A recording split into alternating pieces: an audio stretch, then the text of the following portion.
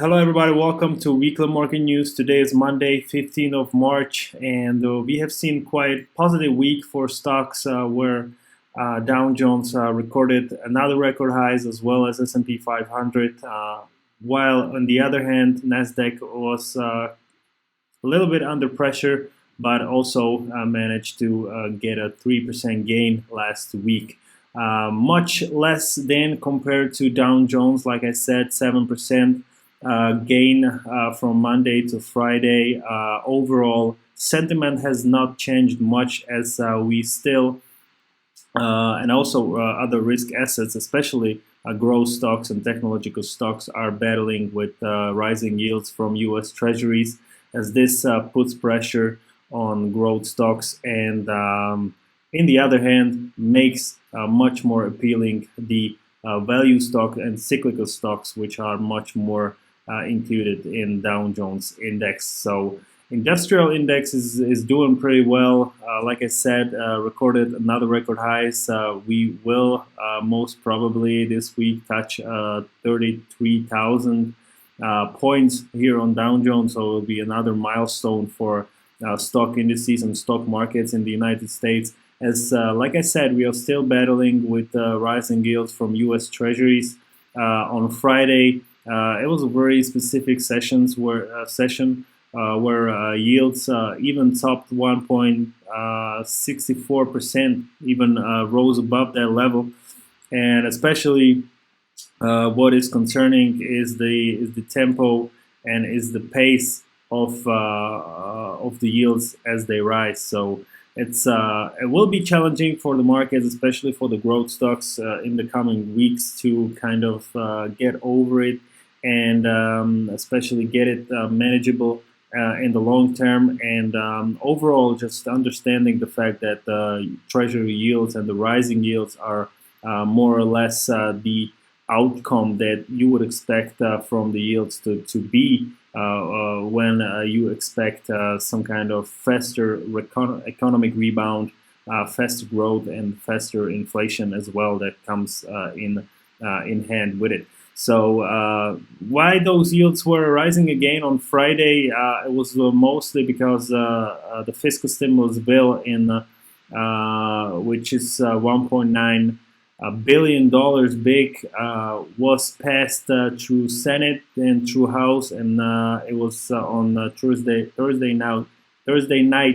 It was signed by President of the United States Joe Biden, which pushed the overall expectation much to higher level than it was even before, and overall positive sentiment was seen on risk assets. But like I said, those rising yields are mainly a problem for growth stocks and technological stocks, which more or less rely on low yields in the economy and low interest rates, which might be in danger because those rising yields expect or kind of predict faster inflation growth, which will eventually need attention from monetary policy. And right now, those yields are extremely low, and obviously the QE, quantitative easing, is going quite rapidly. So Fed keeps printing money, and we will see how this thing will play out in the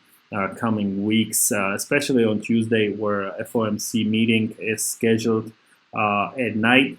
Let's look at the calendar, what we can expect. Not anything interesting on Monday, but on Tuesday, on the other hand, like I said, we have retail sales from U.S. ZEV economic sentiment indicator, and some other secondary data from U.S. on Wednesday. It's most of the day CPI from Eurozone. We expect some stocks change. Like I said, FOMC meeting on Wednesday, so it's on Wednesday and on Tuesday, sorry. And so this will be one of the most interesting days for this week, because on Thursday we have some speeches, but we'll see how this thing will affect the market. We have Bank of England interest rate decisions. This will be very interesting, and jobless claims. And Friday, we have Bank of Japan interest rate decision and meeting and retail sales from Canada. So we will see how this will affect the markets. Very interesting week for the economic news and the events that are upcoming this week. So some of them might affect the market. So, like I said, the overall sentiment is right now more or less interested in what's going on the bond market, what's going on with the yields, and this will probably be the catalyst even for the upcoming week. In the other hand, DAX and European indices are performing quite well. Last week, you can see the steep rise to another record highs on DAX. Euro Stoxx is doing more or less the same. So what was in those previous years more or less negative for those stocks and stocks indices, which is the lack of technological and growth stocks, is right now something that keeps them at their higher levels. So that's why European stocks are doing quite well.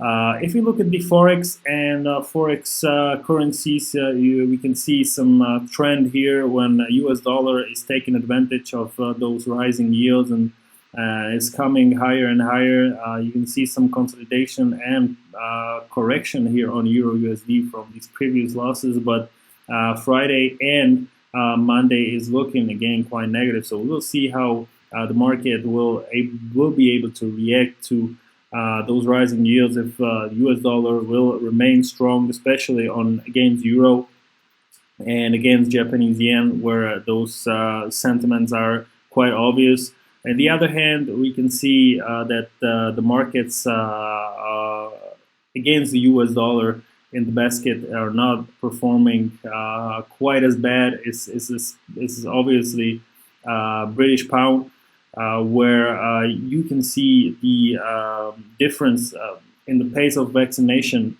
in the European state, especially in EU and in UK, where they are much faster, even faster than in the United States. So the expectation for economic recovery is much better in UK than in the Eurozone or even in US, where the fiscal stimulus and the monetary stimulus ongoing is pretty much something that should keep the market in check and should even push the expectation a little higher. So this is not that bad, but like I said, the British pound should take advantage of these things and should rise even further.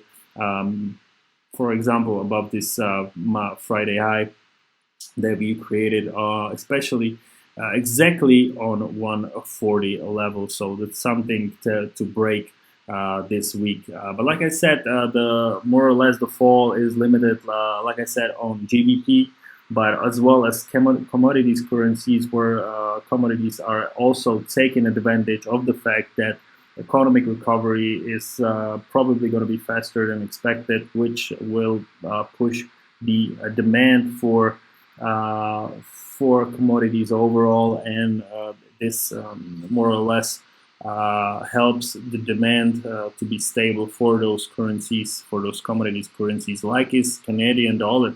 So Canadian dollar is performing very well, which also was supported by extremely good numbers from the job market. If we look at that real quick, which was released on Friday.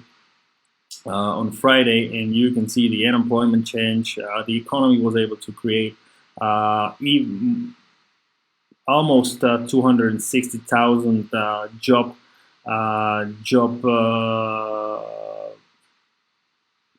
vacations. So this is very interesting, and even more interesting is the unemployment rate, which dropped from 9.4% to 8.2%. So it's more than a 1% drop. We'll see if we were even able to go that low in the history, but I'm not really sure if 1% drop was here. Maybe here for 13.7. Yeah. So yeah. When the economy was shut down and then reopened, then it was a trend where the job market was growing pretty rapidly. But overall, since then, you can see since July, we were more or less hovering 9%, around 9%, even rising above 9% again. So this is very interesting, and it should be a milestone for Canadian economy, which also is battling with the vaccination pace. It's not that good as the government wanted to be. We'll see how the situation with AstraZeneca vaccine will play its part here. If will maybe slow the vaccination pace, but I think especially Canada is one of those states which said the vaccine should be safe to use. Should not be any blood issues about that, so it should help the economy to recover again a bit quicker, and should, like I said, push even higher the Canadian dollar. But the Canadian dollar right now is one of the strongest on the strongest level since the beginning of the year 2018. So maybe the strong dollar will hold those gains a little bit back, but overall, like I said, the sentiment is quite strong. And even as it's a commodity currency, which is strongly tied to the market performance of oil, which is still performing quite good. It's around $65, $66 a barrel, the crude oil WTI. More or less, we do not expect any further gains here, as the supply is more or less the same as we expected to be from those previous weeks when the OPEC had a meeting. Not really much has happened on the market. From the demand side, obviously, everything stays the same. The lockdowns in Europe are still putting pressure on it, so the demand could rise even further.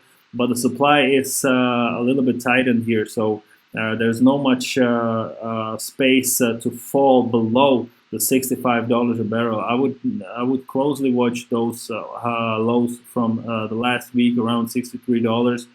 Should be the price which we should not go any lower than that, and even the rise further above 67, 68, even towards $70 a barrel seems to me very unlikely, as the market, like I said, is still battling with the demand and the supply. There would have to be some supply shocks, some disruptions from the Middle East, from US, but the Texas winter has passed already.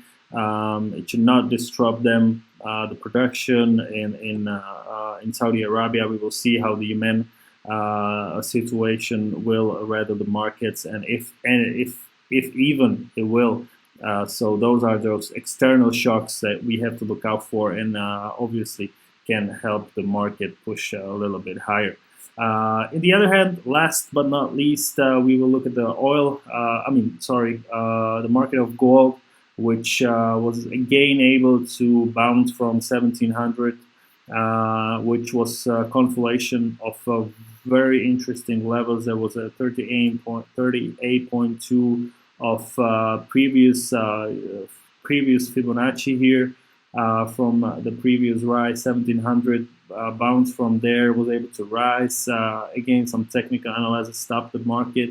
Again, tested 1700. Like I said before, I do not expect any further gains or any further falls here. I will most of the time expect the market on the daily chart to even consolidate around those areas, and I'm not really a big fan of huge gains or falls here.